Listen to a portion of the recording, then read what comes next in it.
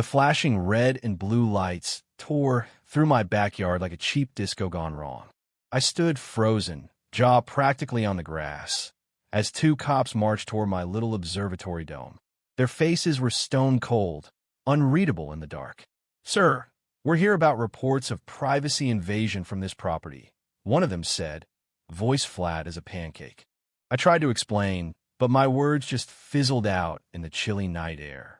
Neighbors were already clustering along the fence, whispering, pointing, their eyes glinting with suspicion. The second officer was poking around my telescope-me baby, a 10-inch Schmidt Cassegrain on a computerized mount I'd scrimped for years to buy. "We'll need to take this as EVY Denke," he declared, yanking cables like he was unplugging toaster. My stomach churned. They had no clue what they were wrecking. High above us, screaming through space, was Asteroid 2024 JX7, a near-Earth rock NASA had personally asked me, James Carter, to track tonight. I was in the middle of critical data collection when this circus started. "Officers, please, you don't get if this is for NASA," I begged, watching them dismantle my setup like it was a yard sale find. "I'm doing scientific research. I can show you the emails, the credentials."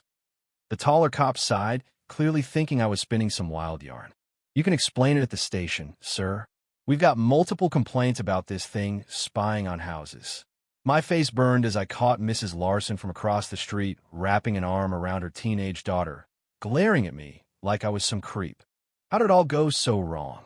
Just 12 hours ago, I'd been buzzing with excitement, prepping for the biggest night of my amateur astronomy career. Now I was being hauled off like a criminal.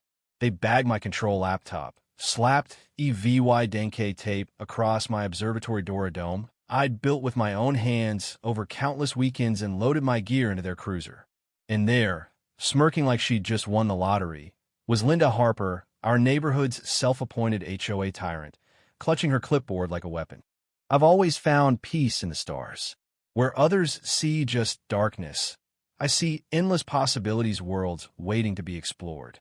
My love for astronomy kicked off when I was a kid, but it got serious 5 years ago when I joined NASA's Citizen Science program.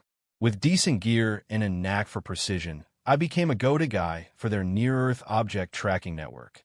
Most folks don't realize professional observatories can't keep tabs on every potentially dangerous asteroid. There just aren't enough telescopes or people. That's where amateurs like me step in, filling the gaps. My journey with NASA started small, confirming known objects, checking positions, crunching basic orbits. But as I proved myself, the assignments got bigger. I upgraded my telescope, splurged on better software, even took astrometry courses to sharpen my skills. The citizen astronomer community became my second family. We swapped tips, cheered discoveries, and groaned over cloudy nights. Every data point I sent to NASA felt like a tiny piece of a grand mission to protect Earth from cosmic threats nobody else even thinks about. 3 weeks ago, an email for NASA made my heart skip. They needed urgent observations of 2024 JX7, a newly discovered asteroid with a sketchy orbit that might cross Earth's path. They picked just a few citizen scientists with the right gear and location, and I was one of them. The asteroid, first spotted in Hawaii, had weird brightness shifts, hinting at an odd shape and unpredictable motion. My job? Nail down precise positional data during a 4-hour window when it was VY Seibel from my spot in Meadow Creek Estates. I prepped like my life depended on it. Cleaned every lens, recalibrated the mount, updated my software, even ran a dry run the night before with a similar star to make sure I'd nail the data collection. I double-checked local Rulesme Dome was within height limits, set back from property lines, and the telescope pointed skyward, not at anyone's windows. I'd even put up light-blocking fences to keep my setup discreet. For 3 years, I'd run this observatory without a peep from neighbors. Some even came to my stargazing parties. But Linda Harper didn't care about any of that. She'd moved into Meadow Creek 8 months ago and turned the HOA rulebook into her personal Bible. A retired compliance officer, she treated our quiet suburb like her own fiefdom. Within weeks, she'd slapped citations on half a dozen neighbors for nonsense like unapproved mailboxes or slightly tall hedges. Her first jab at me was calling my observatory an eyesore, even though it was barely VY Cybele from the street and had been greenlit by the HOA years ago. When that didn't stick, she got nastier. "What's he really looking at with that thing?" she'd mutter loudly, knowing I could hear. "Our bedroom windows are right there. Never mind that my telescope's dome slit physically couldn't aim at ground level." She started stalking my setup, jotting notes in a little book, snapping photos from the sidewalk, even measuring my property line with a tape measure, hunting for some petty violation. The rumors spread like wildfire. Parents shot me dirty looks at the mailbox. Invites to barbecues dried up. Even my buddy Mike, who'd helped pour the observatory's foundation, started acting cagey. Linda's campaign ramped up weekly complaints about light pollution, my red filters barely glow, noise, my motors are whisper quiet, and then the big one, invasion of privacy. She held community safety meetings in her Lee Vy-ing room, showing grainy photos of my dome and spinning wild tales about my surveillance equipment. Her audience grew from a few busybodies to a dozen neighbors, hooked on her drama. I tried talking to her one morning, offering to show her my NASA work, even suggesting she check out Jupiter's moons through the scope. Her response? "I know what men with telescopes do. My cousin lived near an astronomer who was caught snapping pics of kids at a pool. Is it her NASA research?" She stormed off, Leah VYing me, stunned by her gnome-infested lawn. I kept VYing, though. The Asteroid was too important to quit over her nonsense. I logged every session, noting exact sky coordinates, never near anyone's house. I even installed a security camera to prove I was legit. But Linda didn't want proof, she wanted me gone. She started passing out anonymous flyers with a sketch of a telescope aimed at a house, hinting at predatory Beehive VY. Or she even leaned on HOA board members' spouses, implying they were in on some shady deal with me.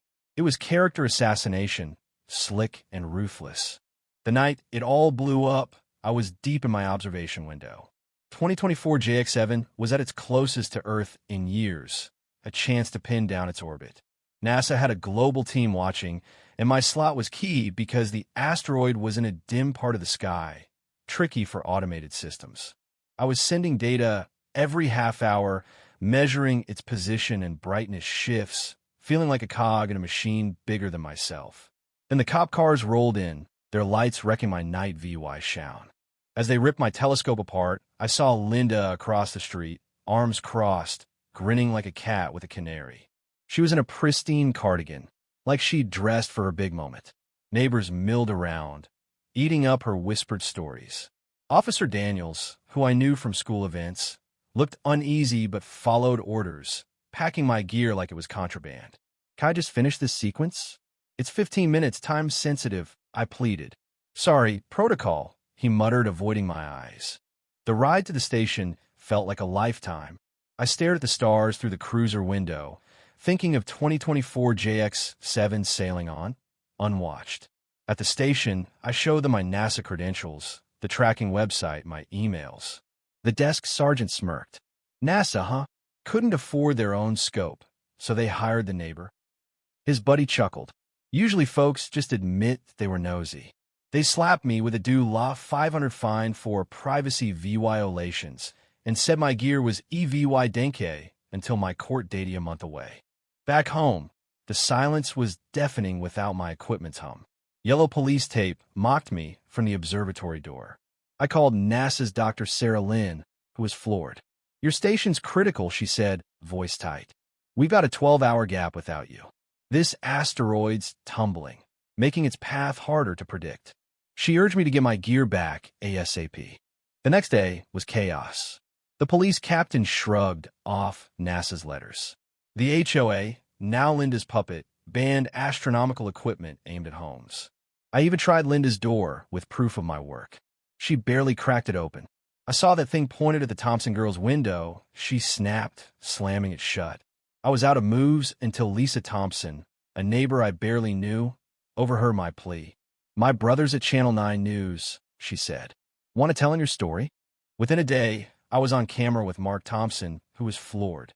"So, An HOA busybody shut down a NASA mission because she thinks you're peeping Tom? He asked. I nodded, and he grinned. Can we call your NASA contact live? That night, Dr. Lin told VYUers about citizen scientists and 2024 JX7's importance, showing my telescope was aimed 45 degrees up, nowhere near homes. Mark ended with a zinger. Should HOAs block government research for public safety? The story blew up. National headlines screamed, HOA halts NASA mission, and Neighborhood Watch versus Asteroid Tracker.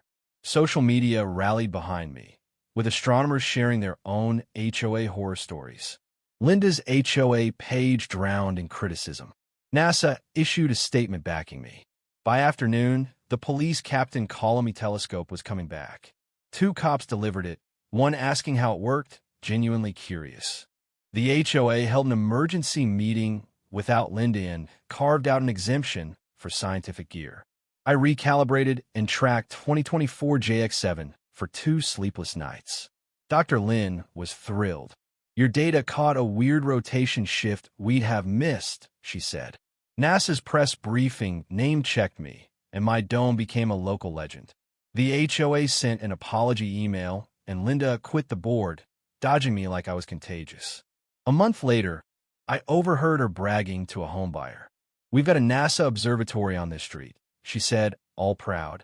The scientist tracks asteroids for the government. She caught my eye, flushed, and scurried off. I just smiled and headed to my dome. The stars were waiting. So what do you think? Should HOAs have the power to shut down scientific work over rumors? Was Linda just protecting her neighborhood? Or did she go too far? And what about the cops? Were they just doing their job? Or should they have listened to my side sooner? Drop your thoughts below.